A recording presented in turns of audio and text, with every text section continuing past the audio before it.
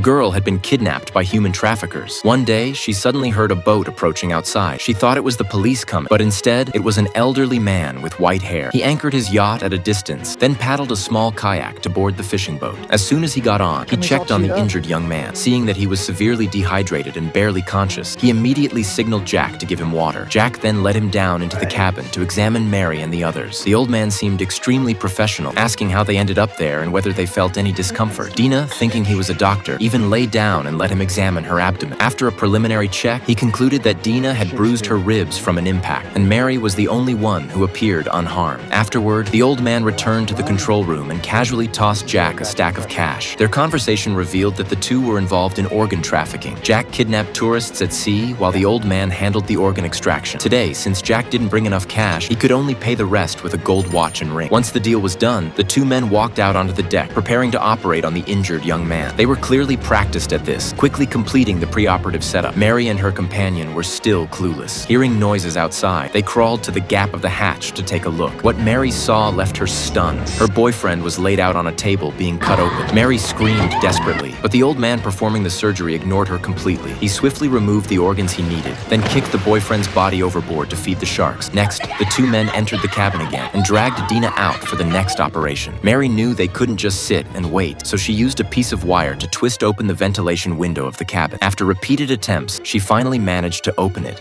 and escape. Meanwhile, Jack and the old man were busy preparing Dina for surgery and didn't notice Mary was gone. Mary sneaked into the control room and used the radio to call the police, but due to the boat's outdated equipment, she received no response despite waiting a long time. With no other choice, she temporarily gave up, found a spear gun in the cabin, and decided to rescue Dina first. She quietly approached the old man, but was still spotted. Thinking Mary was bluffing, the old man tried to talk her into putting the weapon down, but Mary was not to be underestimated. She pulled the trigger and shot him in a vital spot. Even then, the old man refused to give up and continued wrestling with her. At that moment, Dina woke up from the anesthesia, grabbed a surgical knife, and ended the old man's life. When Jack came out of the control room, he found the old man lying in a pool of blood while Mary and Dina were nowhere to be found. He scanned the area quickly and noticed the old man's kayak was still there. Realizing the two women couldn't have gotten far, he punctured the kayak and then searched the fishing boat from end to end. Before long, Jack made a discovery on the water. The two women were swimming toward the old man's yacht.